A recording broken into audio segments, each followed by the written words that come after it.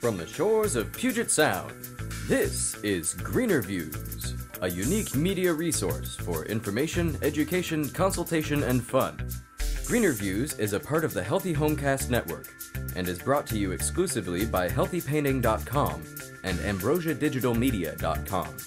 Each episode will introduce and connect you with services, products, practices, organizations, and groups that focus on the health, happiness, safety, well-being, charity, and community of all.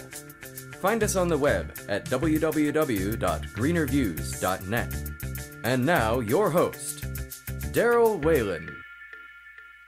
Hello, and welcome to episode 27 of GreenerViews.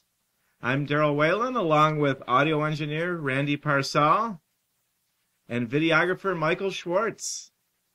On our last episode, number 26, our guest was Tristan Heberlin with Solstice Landscapes Design. Joining us this time around is Michael Armstrong from Second Use. GreenerViews is part of the Healthy Homecast network and is brought to you exclusively by healthypainting.com and ambrosiadigitalmedia.com. Okay, let's get rolling right into things. Welcome to the show, Michael, and thank you for joining us this evening. Thank you very much for having me. You're welcome. We just led on to the fact that we're recording this in the evening. I've never done that before. So please tell us briefly, what is Second Use? Second Use Building Materials is a business that diverts reusable building materials from the waste stream. We have a warehouse in South Seattle that the public can come and visit, and we have a very large quantity of inventory in our store and online. So is the full name Second Use Building Materials? Yes. Okay, I wasn't Incorporated. Incorporated. Sweet. So what is your position title, and what are your specific roles and responsibilities? That's a big one. Official title, which we don't ever really use, Okay. co-owner, and I am anywhere from big decisions to dumping the garbage. So we all wear a lot of hats, and we change off many times throughout the day with who's doing what. So it's a pretty even-keeled. Anybody there is working hard and doing all sorts of things throughout their day. Okay. So how did Second Use get started, and did you get involved with it initially? Not initially. In 1994, Roy Hunter had a contracting business, and he was driving by the Fred Meyer on Lake City Way that was being remodeled, and he stopped on a whim and said, "Hey, I'd like to buy these beams and this dimensional lumber," and then realized that he had no place to put it because he had to have it out in a few weeks. So he rented some acreage in Woodinville next to Alpine Rockery off Highway 9, and that's where we started. Oh, okay. And when did you get initially involved with it?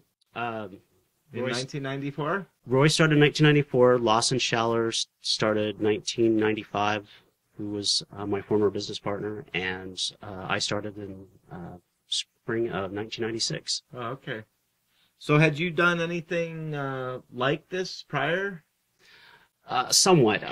My parents built a house in eastern Washington in the 70s out of almost exclusively recycled materials. I mean, they really didn't have a lot of options, so the shell of their earth-burned house came from the Camp Hanford concession stand at the drive-in theater that a friend of my dad's demoed, and he bought the Shalex blocks and the timbers. So they weren't even aware of the fact that they were being forerunners of change. It was more economic. Yeah, they were the doers of necessity, which is like the truth of the matter is, I believe a lot of the things that we're doing and needing to do and thankfully doing in this world now are definitely out of necessity. Well, it seemed like a natural fit when I started. Oh, this is familiar. So who's the target clientele for the business? People who are looking for things and people who are getting rid of things. We serve both parties equally. If you have materials that you'd like to get rid of, or a remodel coming up on your house and don't want to see the material go into the landfill, we're an excellent resource. And if you are looking for materials to put in your home or your business or art studio or chicken coop or whatever the case is, then we work well there too. And the planet, because new stuff is not being produced. So it's all pretty much used. Actually, about 90% of our inventory is used. There's a few things that we carry, like Metro paint from Portland, that's recycled paint, latex paint, but it's colorized and repackaged and up for sale, so technically it's used too. Yeah, I'm very familiar with it. You would be. I would love to get somebody that's involved in all that to come on the show sometime.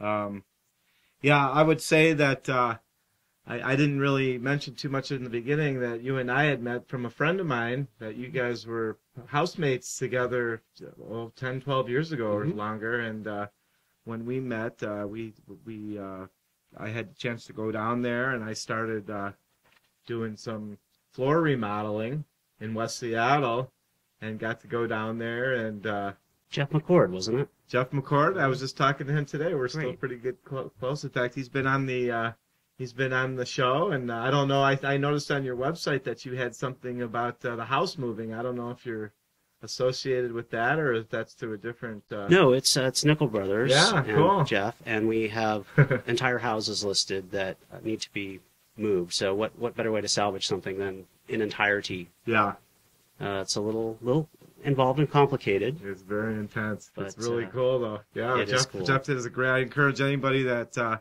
hasn't listened to that episode that's near the beginning. This is probably number 5 or 6 or so.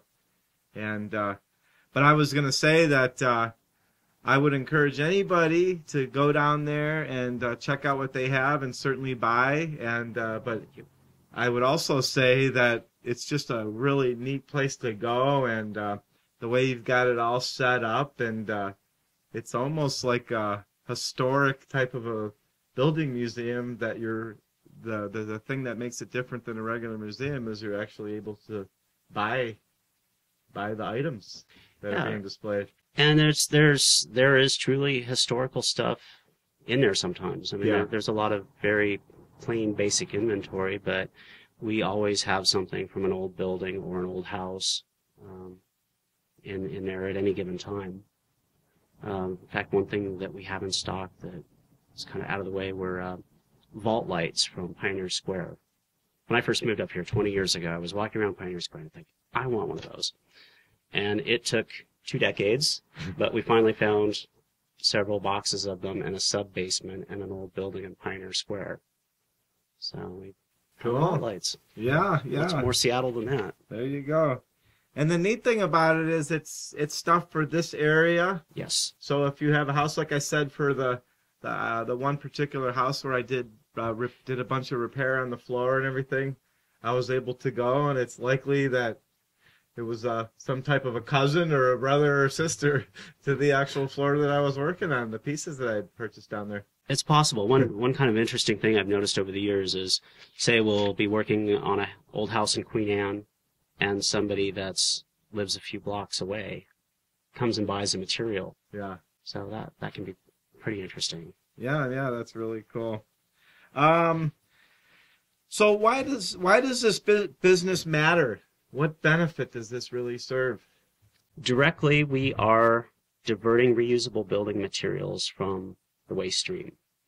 And what that translates to in hard numbers is roughly the equivalent of 100 city buses per year in weight of building materials is not going into the landfill.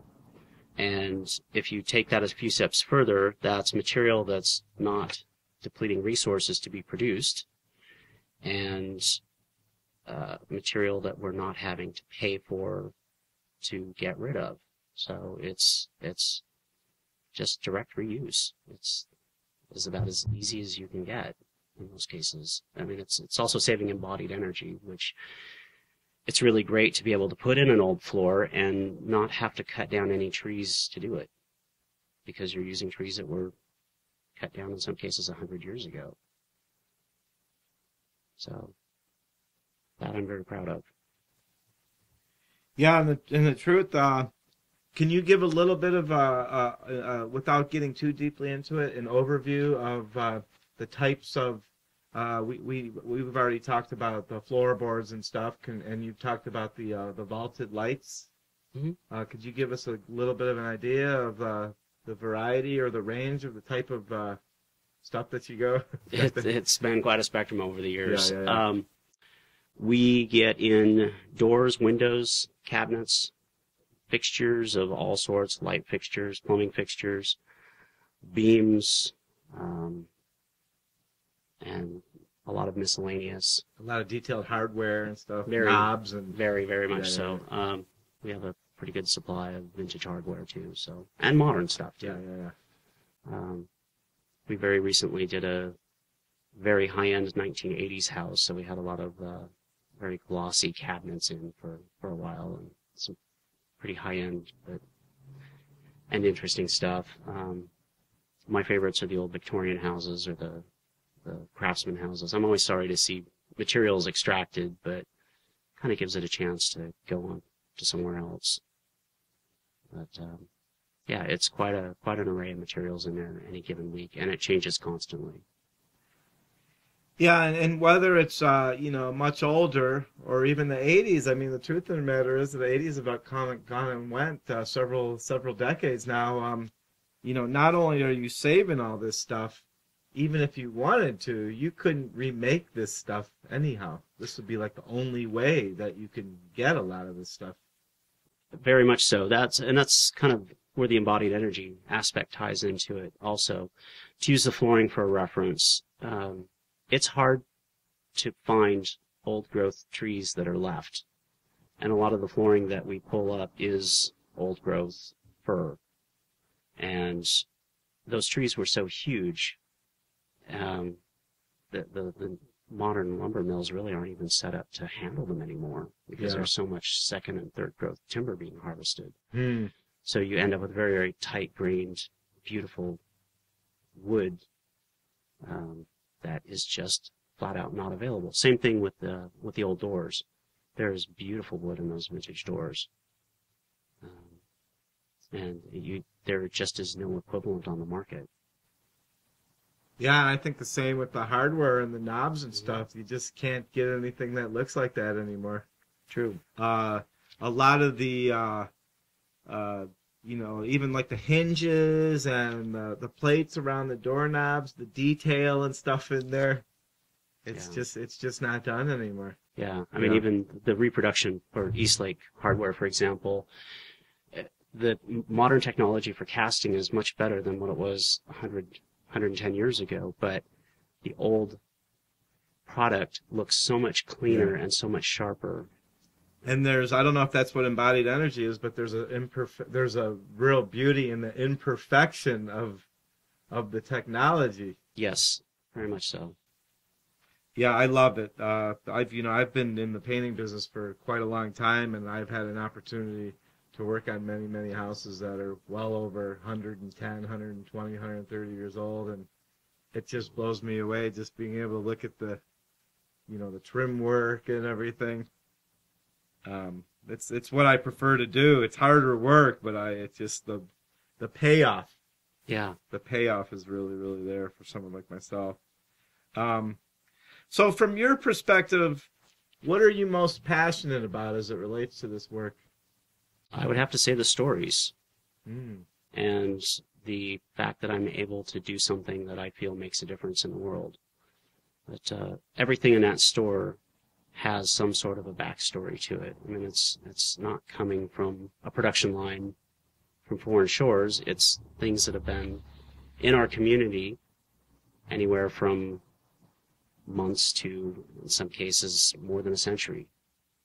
And I love pondering what and why and how. I mean, how did it get there? Why was it used? Who used it? And sometimes imagination can run a little wild, and people that purchase this stuff love this information too. It's a story. It's not something that you just run down and buy at Home Depot. It's a door that came out of a house that, generations lived in.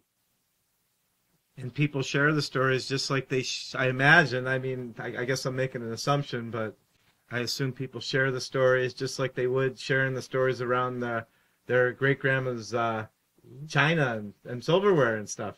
Some cases it's perhaps a little more colorful when we pull out materials from old brothels or convents. Yeah, volumes of stories there, huh? People get really excited about that kind of thing. And the old church stuff and everything. I know a big thing that they've done, especially up in, I know that was an area that you were familiar with, the central district and stuff. Mm-hmm. There was a lot of, because I've been in some of these homes where they've converted some of these really old churches and stuff into condos and townhomes and stuff. Yeah, First Church of Christ Scientist up on 15th, Capitol Hill was rehabbed, and they did a stunning job. We pulled out church pews and flooring from that job. Wow. And I just recently was online and looked at some of the homes up for sale, and they're beautiful. Yeah. And when was that church originally built? Yes, I believe 1913. Wow. I can't swear to it. Yeah, in Cleveland, Ohio, where I grew up, there was a lot of mostly Catholic and stuff like that, like cathedrals and everything, and the stuff in there is just like mind blowing. It's amazing. Yeah. So what makes I know that there are other businesses and stuff that do such things at least similar to this. Mm-hmm. What makes Second Use special or different from similar businesses? Well, our similar businesses are Earthwise and the Restore. Earthwise is down north of us in Soto, and Restore is in Ballard. Very, very similar, slightly different focuses. We're comprehensive in our materials that we like to handle, and we have a pretty sophisticated inventory tracking system in place, and we update our website every single night. Wow. With new inventory that has come in during the day. That sets us apart. So if you're looking for something specific, the running joke is you can shop in your underwear. Yeah. But you know that it's like updated, where you go on to some websites and it's like, I was on a website today for a radio station that I like, and they've completely changed. It's on like a major like company, and they've changed all their programming around. And I went onto the website, and it wasn't even changed on there, and I was really shocked. And I can imagine with stores and stuff. I mean, not necessarily just in the type of stores that you have. Updating your inventory is something it's critical, and we like to keep it fresh. Great. So what is the mission statement of Second Use Building Materials?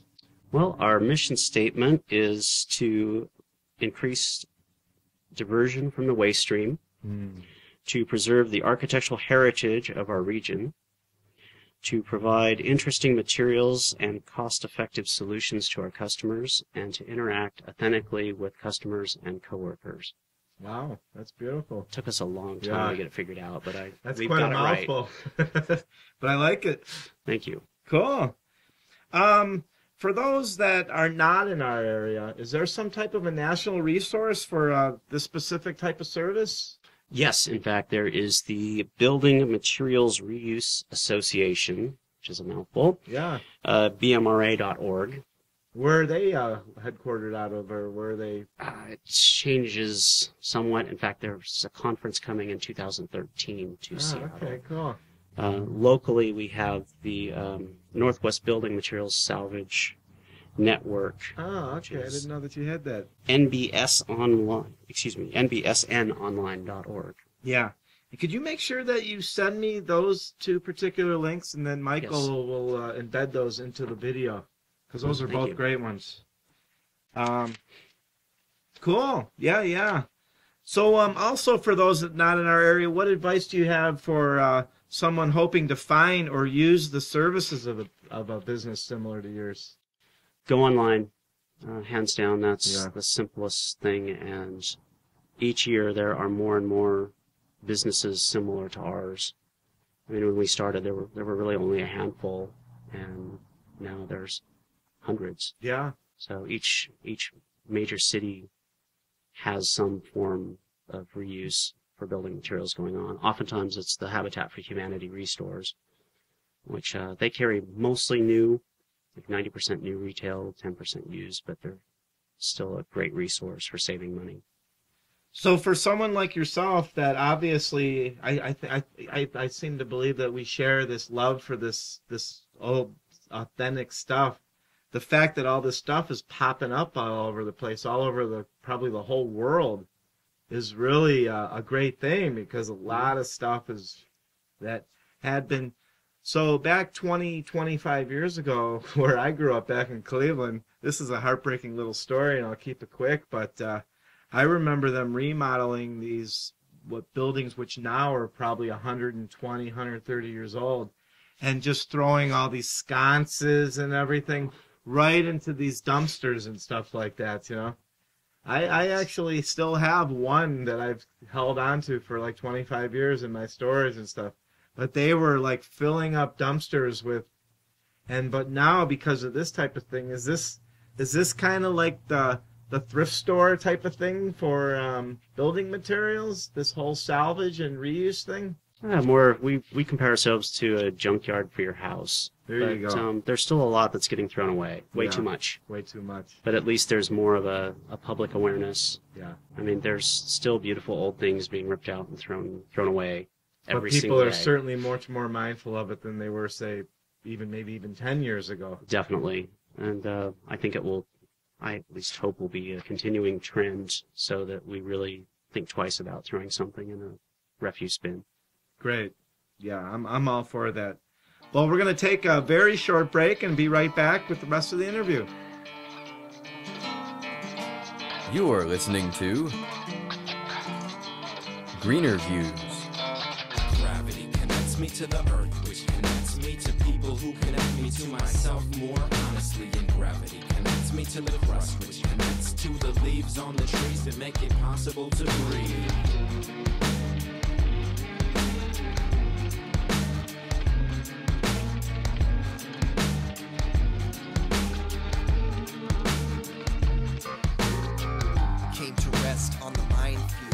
With naive mind shield, like a helmet. They would tell us that we don't know how we feel or how to connect with other people on the planet. Oh, if we only knew the power in each blue disillusion little. In the vision of one resides all, destroy the individual, for this is critical. The self ain't everything, has to grasp, to cling, to mask material vastly shipwrecked beings. At last, release the greed amassed with capitalist tasks and contact. The mass communication is all we have in dwindling. Okay, welcome back to episode 27 of GreenerViews and our conversation with Michael Armstrong from Second Use Building Materials, Inc. Thank you. Got the full lowdown on the name now. So this is the point in the interview that we veer away from conversation that's exclusively about the business that you're here representing, as we hope to learn about what has helped to make you the unique and special person that I know you are. To begin with, who or what would you say has had the greatest influence on your life so far? You know, you gave me this list of questions ahead of time, and those are some really hard questions. Well, there's no right or wrong answers, and you don't have any obligation to answer them whatsoever. Well, so. It was some good thinking. So Yeah. I realized that much of that blame falls on my parents, who did a very good job restoring a sense of conscience and resourcefulness from a very, very early age. In fact, those blocks that I mentioned, they had us out there with my brother and I, with little hammers and little chisels, cleaning up blocks for the shell of the houses at age 7. There you go. So, Isn't that why you have kids? I guess so. And also, my grandmother, my mom's mom, ran a farm in Eastern Washington for many years with virtually no resources. And she was a very smart and frugal person, and that really rubs off. She always was saying, use it up, wear it out, make do, or go without. So, especially if you were asking for something, that's when you would hear it. There's nothing like those old expressions, huh? So, yeah, those three people. And I would have to say we had some... I grew up in a fairly conservative town in Eastern Washington, and a few miles away we had a couple named Ray and Judith Warner who were extraordinarily progressive and are very highly educated, very kind, and she planted all sorts of subversive ideas in my head about an interesting world that lay past the borders. Yeah. And she and her husband Ray really were a good influence as I was growing up, just to kind of counter some of the more unfortunate views that were inflicted on me. So, well, I can definitely relate. And also Avis Jobrack, a friend's mom, who wild-eyed radical from the 60s, and she's one to speak her mind, and she's brilliant and really took care of me at a time when I was having a rough time with life and needed family, and she really stepped up and also kind of got me oriented towards green-friendly and organic and local community, supporting alternative community. And the list goes on with her. Before people were even talking about that stuff. Long before people were talking about it. It was how she lives her life. Wow. So those people have been excellent influences, and I don't know where I'd be without them. Wow. Well, that's some very in-depth answers, and I really encourage everybody to maybe take a few seconds to think about people that have had that kind of an impact. I can really feel that those people have had a lot of impact, and I certainly have my share of people that have done the same for me. It's a beautiful thing to be able to share that. So without regard to subject matter, what authors or books have been most inspirational to you? Another good question. Ways of Seeing by John Berger, and that very much changed the way I looked at art, as well as a lot of other things. Douglas Adams' Last Chance to See, and, well, really anything by Douglas Adams got me through high school. James Burke, Connections, which was a BBC-produced series. He did it in the 70s, and then he did it in the early 90s again. Talked about connections of things that we take for granted today. Very, very interesting stuff. Yeah, I'll have to check that out. I like it. Sounds good. Yeah, so those were all life-changing reads. Yeah, that sounds like some good ones. That got me going already. I always check this stuff out afterwards, and I've just found nothing but great stuff. There's actually a couple that I threw in here just tonight that I haven't told you about, but are there any specific movies or filmmakers or actors that have been inspirational to you? Without a need to necessarily go into any detail unless you care to. Until the End of the World by Wim Wenders. I love that movie. Paris, Texas is one of my favorite movies. That's Wim Wenders. Excellent. Yeah. I'd say that one's... I saw that just after I first moved up here 20 years ago, and, it was so refreshing to see a movie without a car chase. Yeah. Actually, I think there was a car chase in there, but it was European car chase versus American car chase. I don't think it was going all that fast. No. Nothing blew up. There were 4 cylinders. Yeah. Oh, yeah, I'd say that one. Cool. What about any specific songs or musical artists? When I was in college in Eastern Washington, we had a really progressive instructor that said, all right, I'm going to play this song, and you're going to write a report about each topic. And it was Billy Joel's We Didn't Start the Fire. It must have been the 80s. It was the 80s. And I left that class a different person. Huh. because they started with Harry Truman and hit every point on up to the 80s, and they were carefully chosen topics and people, and everything in that's referenced is, In that song? in that song is a story within a story within a story. And yeah, if you doing a report on each person or thing in there just really opened up my eyes to the world. I'll have to give that a listen. I never realized the power of Billy Joel. I wouldn't have thought, but it was the right thing at the right time, and that really probably taught me more that semester than anything. Cool. No, I'm excited to check that out. So we talked about with the business. Do you have a personal motto or a mission statement that you like to live your life by? I thought about that one for a couple of days, and just putting words to what I already do is I try to live lightly on the earth, and I don't strive to be nice, but I strive to be fair. Mm. So that's as succinct as I can be about it. And if you're nice by accident, that's not so That's bad either. just fine too. Cool. It happens on occasion.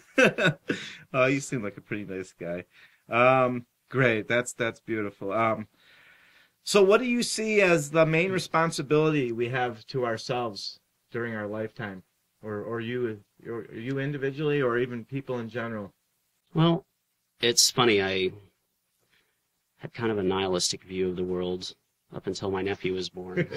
It's like, oh, shoot, there's another generation we have to worry about. So we should start paying a little more attention to what we're buying and what we're doing and what we're eating and all of that, and make sure that it is based in good sense and sustainability, because if we don't, I think nature will take care of some issues for us. Yeah. So I think just being thoughtful and being aware is about the biggest thing you can do, and not being afraid to act or speak up. And sort your recycling. Nature is very powerful, isn't it? Nature will win. Yes, nature will win. Yeah. Yeah, great. It comes up about the 7 generations. Isn't that what it is about the is that the Native American, or about the rule about 7 generations? I'm not familiar with that. It sounds Yeah. pretty interesting. Yeah, that's actually a big thing in the sustainable and the green world. Is our responsibility is to 7 generations forward. I suppose in some ways I've been so busy being in the middle of it, I don't always pay attention. Yeah. Well, I've had the opportunity just from doing this and this kind of thing to find out a lot of stuff that I didn't know. I grew up in Ohio, believe me. Green and eco was something that I had never even knew what it was, except for maybe the color of the grass. So let's see. What do you see as our responsibility to our planet? Which is relatively, it's pretty similar. Anything? Very similar, but I would have to say treat resources as resources and not as commodities. Mm. It's not something just to be used up. We really do need to be very careful with what we're using and how we're using it. I mean, just the events of the last year, hearing about the reactor in Japan. Growing up in the Tri-Cities, it's pro-nuke, but... Yeah, talking about Hanford. You were mentioning Hanford in the beginning. Do you really want an energy source that you flip the light on for a few hours to pollute for the next 10,000 years? Mm.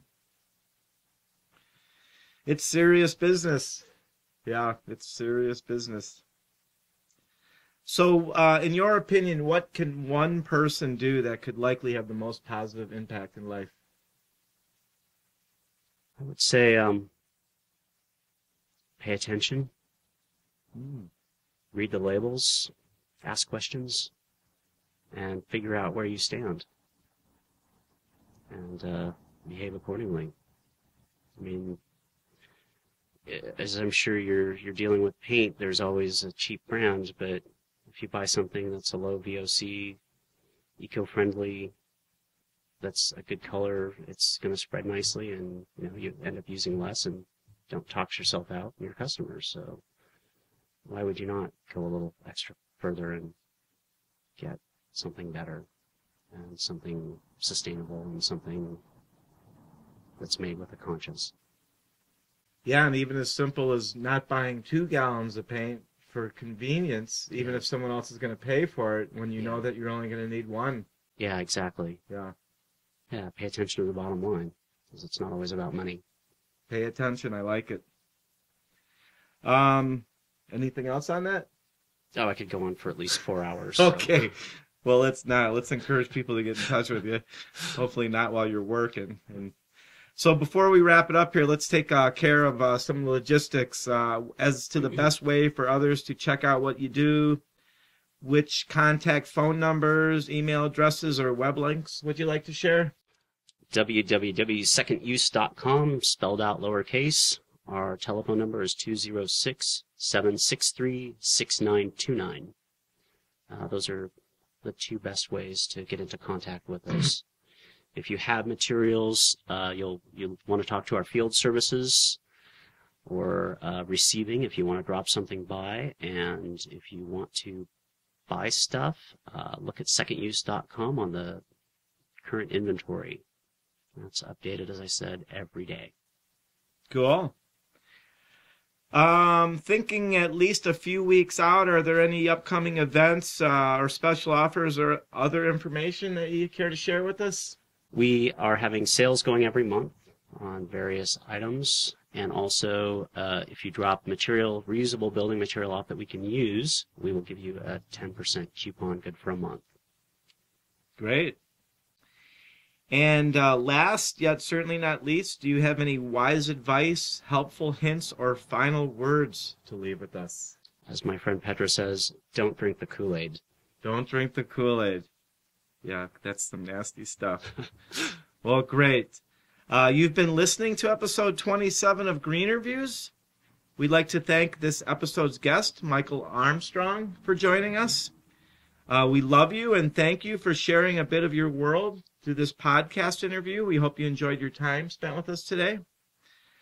Okay, again then, does anyone have anything else that they need to ask or put out there before we wrap this up? These guys are the peanut gallery, and they always remain pretty quiet, but I'm pretty confident that one day they're going to have something for us. Nevertheless, let's see, on our next show, episode 28, we're scheduled to talk with Eric Lesueur from Alki Moves about taking charge of your own happiness and health, amongst other things, I'm sure. On behalf of myself, Daryl Whalen, and our crew, our posse, Randy Parcel and Michael Schwartz, we'd like to say a heartfelt thank you. Thank you, gentlemen. Special consideration goes to AmbrosiaDigitalMedia.com. Please check them out. Music is provided on this and most every episode by John Henry Scully at slapjazz.com. Dan Fajans, that's Fajans at danfajans.com. And J.D. Hobson, Hobson at jdhobson.com. We'd love to hear your thoughts on ideal guests and topics for the show. You can email us info@greenerviews.net or call 206-650-4587. Make your day extra special by checking out greenerviews.net and youtube.com/greenerviews for the video version of our episodes, where you'll also find more information over the coming weeks. And lastly, GreenerViews is a part of the Healthy Homecast network, so please go check out the other like-minded podcasts and businesses over at healthyhomecast.com. Thank you to everyone who has made this podcast possible. Here is to the health, happiness, and well-being of all.